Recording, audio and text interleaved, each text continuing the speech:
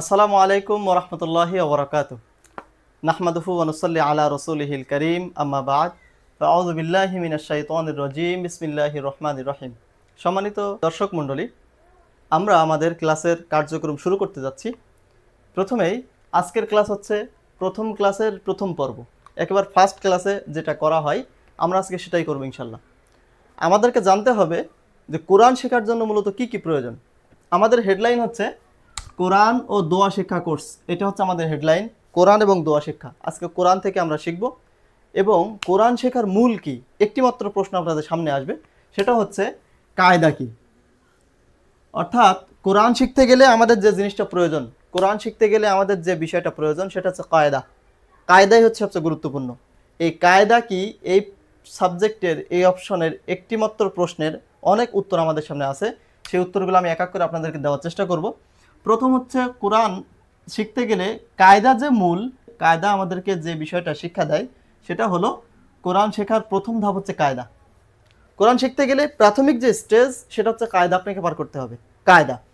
দ্বিতীয় হচ্ছে ছোটদের জন্য ও নতুন শিক্ষার্থীদের জন্য এটা অপরিহার্য। অর্থাৎ যারা ছোট অথবা যারা নতুন, বয়স অনেক বেশি হয়ে গেছে কিন্তু কোরআনের কাছে নতুন, এখনও কোরআন শিখতে পারেনি, শেখার মতো পরিস্থিতি তৈরি হয়নি, এদের জন্য, এই ব্যক্তি সকলের জন্য, অর্থাৎ ছোট থেকে যারা শিখতেছে তাদের জন্য যেমন সিস্টেম, বড় হয়ে যারা শিখতেছে তাদের জন্য যদি নতুন হয়ে থাকে তাদের জন্য একই সিস্টেম, যে তাদের জন্য কায়দা প্রয়োজন।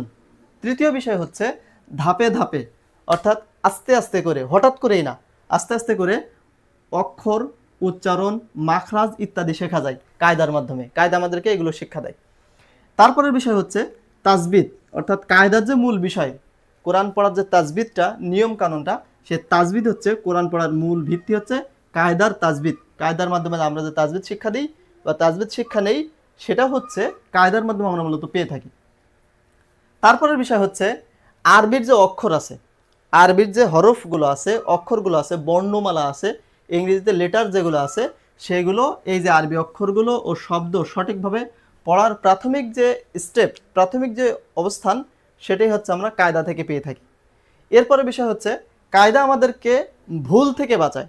অর্থাৎ কোনো ভুল যদি হয়ে থাকে আমার পড়ার মধ্যে, কোরআন পড়ার মধ্যে ভুল যদি আমার হয়ে থাকে, তাহলে সেই ভুল থেকে বাঁচানোর মূল যে মাধ্যম সেটা হচ্ছে কায়দা। এরপরে জীবনব্যাপী কোরআনের সাথে সংযুক্ত থাকা যায়। যদি কোনো ব্যক্তি ছোট থেকে হোক অথবা নতুন, কায়দা যদি সুন্দরভাবে ঠিক শিখতে পারে, কায়দার নিয়মকানুন যদি সুন্দরভাবে শিখতে পারে, তাহলে সারাটা জীবন সে কোরআনের সাথে থাকতে পারবে। কিন্তু কেউ যদি কায়দার নিয়ম ছাড়াই কোরআন শেখে, ইচ্ছা মতো কোরআন শেখে, আরবি নিয়ম পড়বে কিন্তু কোরআন নিয়ম জানবে না, আরবি পড়তে পারবে কিন্তু কোরআনের নিয়ম ছাড়াই পড়বে, এর সাথে বেশি দিন কোরআন থাকে না, ব্রেনে কোরআন বেশি দিন থাকে না, আল্লাহর বরকত কমে যায়। আল্লাহ তাআলা স্পষ্ট যেহেতু কোরআনে বলে দিয়েছেন, অরাত্তিলিল কোরআনা তারতিলা, কোরআন তারতিল সহকারে তেলাওয়াত করার কথা, তাই অবশ্যই যদি আমরা তারতিল সহকারে তেলাওয়াত করার প্র্যাকটিসিটিটা ভেতরে রাখতে পারি, তাহলে কোরআন আমাদের সাথে সারাটা জীবন থাকবে। আমি নিজেও তাকে হেফাজত করতে পারবো, আল্লাহ তাআলা আমাকে সহযোগিতা করবেন ইনশাআল্লাহ।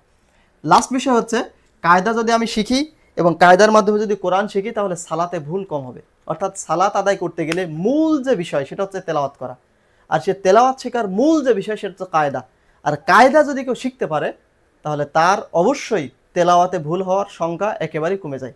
সম্মানিত দর্শক মণ্ডলী, আমরা যে পয়েন্টগুলো শিখলাম, কায়দা কি, এই একটি প্রশ্নের, সংক্ষিপ্ত একটি প্রশ্নের মৌলিক উত্তর হচ্ছে এগুলাই, যে কায়দা আমাদের কোরআন শেখার প্রথম ধাপ। ছোট থেকে শুরু করে বড় পর্যন্ত আমরা যেভাবেই কায়দা শিখি না কেন, আমাদেরকে কায়দা শিক্ষা দেয় যে স্টেপ বাই স্টেপ যদি আমরা শিখতে পারি, নিতে পারি আমরা, তাহলে আমরা কোরআনকে ভালোভাবে আয়ত্ত করতে পারবো। এরপর কায়দা শিখলে আমরা সালাতে ভুল কম হবে, কায়দা শিখলে কোরআনের সাথে সারা জীবন থাকতে পারবো, কায়দা শিখলে আমরা তাজবিদ সহ কোরআন শিখতে পারবো, ধাপে ধাপে অক্ষর, উচ্চারণ সব কিছু শিখতে পারবো। কায়দার মূল লক্ষণ এটা। সুতরাং আমাদের মূল টার্গেট থাকবে কায়দা শেখা। এবং আমাদের আজকের প্রথম ক্লাসের প্রথম পর্ব এটাই, যে কায়দার গুরুত্ব। কায়দা যদি আমরা বুঝতে পারি, কায়দার গুরুত্ব যদি আমরা নিতে পারি, তাহলে আমরা কোরআন শিখতে পারবো। আসুন আরেকটু জেনে নেই সংক্ষিপ্ত আকারে আমাদের এই ক্লাসে কি কি থাকছে, বা কায়দার মধ্যে মূলত কি কি থাকা উচিত। প্রথম বিষয় হচ্ছে বর্ণমালা, অর্থাৎ আমরা যেটাকে আলিফ বা তা সা বলে চিনি, যেগুলোকে আমরা আলিফ বা তারপরে তা এগুলো দিয়ে চিনি, এইগুলি হচ্ছে বর্ণমালা। সংক্ষিপ্ত রূপ হচ্ছে বর্ণমালা।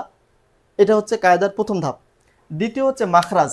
মাখরাজ হচ্ছে এমন একটা অবস্থান যেটা আরবি হরফের উচ্চারণের স্থানকে বলা হয়। অর্থাৎ আমি যে কথাগুলো বলছি, আমার কণ্ঠনালী যে কথাগুলো বের করছে, পুরো গালের মধ্যে যেখান থেকে কথা শব্দগুলো আসবে বা অক্ষরগুলো উচ্চারণ আসবে, এগুলো সব কিছুই মাখরাজ আমাকে সহযোগিতা করবে। এরপরের বিষয় হচ্ছে কায়দার, আর একটা হচ্ছে হরকত। হরকত হলো যেটা আমরা এক জবর এক জের এক পেশকে বলি, এটা হচ্ছে হরকত। এরপর হচ্ছে তানবিন, যেটা আমরা দুই জবর দুই জের দুই পেশকে বলি। এরপর হচ্ছে তাসদিদ। তাসদিদের একটা সংক্ষিপ্ত রূপ আছে যেটা আমরা এভাবে দেখতে পারি, সেটা হলো তাসদিদ হচ্ছে তিন মাথাওয়ালা, এটা হরফের উপরে থাকে। এরপর হচ্ছে জজম বা সাকিন, যেটা কয়েকটা চিহ্ন আছে, যেমন একটা এরকম চিহ্ন, একটা এরকম চিহ্ন, একটা উল্টা পেশের চিহ্ন, এরকম চিহ্ন, এই তিনটার যে কোনো একটা চিহ্ন আমরা বুঝতে পারবো, কোরআনে দেখতে পাবো। তো এগুলো হচ্ছে জজম বা সাকিন। এরপর হচ্ছে হুরুফে শামসি এবং হুরুফে কমারি। হুরুফে শামসি হুরুফে কমারির সংক্ষিপ্ত কিছু বিষয় আছে, যেমন আব্দুল সামাদ, আপনি এখানে আব্দুল সামাদ বলতে পারবেন না। আব্দুল সামাদ এবং আব্দুল সামাদ এই জিনিসটা আমাকে শিক্ষা দিবে হুরুফে শামসি এবং হুরুফে কমারি। যদি আমরা হুরুফে শামসি এবং হুরুফে কমারিটা সুন্দরভাবে পড়তে পারি, তাহলে আমরা আল্লাহর কেন্দ্রিক অর্থাৎ আল্লাহর সাথে সংযুক্ত যে নামগুলো মানুষের আছে, সেই নামগুলো অন্ততপক্ষে সুন্দরভাবে উচ্চারণ করতে পারবো। অনেকে আমার নিজের ব্যক্তিগত নাম নাজমুন নাসাব, নাজমুল নাসাব বলে। তাহলে এখানে ভুল কি? ভুল হচ্ছে হুরুফে শামসি এবং হুরুফে কমারি না জানার কারণে নাজমুন নাসাবটা বলতে পারে না, নাজমুল নাসাব বলে। ঠিক তেমনই আপনাদের নামে একই অবস্থা আসবে ইনশাল্লাহ, সামনে সেটা নিয়ে আলোচনা করা হবে। কায়দার সবচেয়ে গুরুত্বপূর্ণ বিষয় হচ্ছে মাদ। যে ব্যক্তি মাদ ক্লিয়ার করতে পারবে, টান টোন সব কিছু ক্লিয়ার করতে পারবে, তার জন্য কায়দা আরও বেশি সহজ। এরপর কায়দার আরেকটা বিষয় আছে নুন সাকিন, যেমন নুন দিয়ে তারপর একটা সাকিন আছে নুন সাকিন। এরপর হচ্ছে মিম সাকিন, সেটা হলো মিম দিয়ে আর তার উপর একটা হচ্ছে মিম সাকিন। তারপর হচ্ছে গুন্না, গুন্না করে পড়া। এগুলো হচ্ছে কায়দার মূল বিষয়।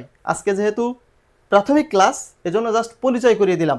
আমরা এই বিষয়গুলো নিয়ে ক্লাস করব, এই বিষয়গুলো পড়বো, তার একটা পরিচিতি পর্ব বলা যায় আজকে। তো আজকে আমাদের কাজ হচ্ছে, আপনারা আজকে আমার এই ক্লাসটা আমি আমার কমেন্টে সব নাম আবার ক্লিয়ার করে দিয়ে দিব, সুন্দর করে লেখাগুলো আমি তুলে ধরে দিব। আপনারা লেখাগুলো বারবার মনোযোগ দিয়ে পড়বেন যে আমি কি কি বিষয় পড়ছি। প্রয়োজনে এই বিষয়গুলো সার্চ করে আপনারা দেখতে পারেন যে এই বিষয়ে আমি প্রস্তুতি নিব। তাহলে আপনি যদি এই প্রস্তুতিটা নিতে পারেন, প্র্যাকটিস করতে পারেন, তাহলে ইনশাআল্লাহ আল্লাহ তাআলা আপনাকে উত্তম ব্যবস্থা করবেন শেখার জন্য কোরআন। সম্মানিত দর্শক মণ্ডলী, আমাদের আজকে যে পড়াটা ছিল সেটা হচ্ছে প্রথম ক্লাসের প্রথম পর্বে কায়দার বিষয়। অর্থাৎ আমরা আজকে যে বিষয়টা পড়ছি সেটা হচ্ছে পুরো বর্ণমালার বিষয়টা আমরা পড়ার চেষ্টা করছি। সুতরাং আমাদেরকে খেয়াল রাখতে হবে, আমাদের চিন্তা থাকতে হবে কোরআন শিক্ষা করা, কোরআন শেখার জন্য চেষ্টা করা। রাসূল সাল্লাল্লাহু আলাইহি ওয়াসাল্লাম বলছেন, খায়রুকুম মান তাআল্লামাল কুরআন ওয়া আল্লামা, সবচেয়ে উত্তম ব্যক্তি সেই তাআল্লামাল, যে কোরআন শেখে, তাআল্লামাল কুরআন, কোরআনকে শিক্ষা নেয়, ও আল্লামা, এবং কোরআন শিক্ষা দেয়। আল্লাহ তাআলা আমাদের সকলকে কোরআন শিক্ষা করার এবং কোরআন শিক্ষা দেওয়ার পাশাপাশি কোরআন শিক্ষা নেওয়ার তৌফিক দান করুন। এবং আমরা চেষ্টা করব এভাবে ছোটোখাটো ক্লাস থেকে শুরু করে যেগুলো আমাদেরকে প্রশ্ন মনে হয়, এই আজকের বিষয় থেকে আপনার কাছে যে জিস্ট আসবে, যে প্রশ্নটা মনে আসবে, আপনি কমেন্টে করে ফেলতে পারেন অথবা আমার ইনবক্সে করতে পারেন। আল্লাহ তাআলা আমাদের সকলকে উত্তম জাযা দান করুন, কোরআনকে সুন্দরভাবে শেখার তৌফিক দান করুন। আল্লাহুম্মা আমিন। আজকে পর্যন্তই, দেখা হবে আগামী ক্লাসে। সুবহানাকাল্লাহুম্মা বিহামদিক, আশহাদু আল্লা ইলাহা ইল্লা আনতা আস্তাগফিরুকা ওয়া আতুবু ইলাইক। আসসালামু আলাইকুম ওয়া রাহমাতুল্লাহ।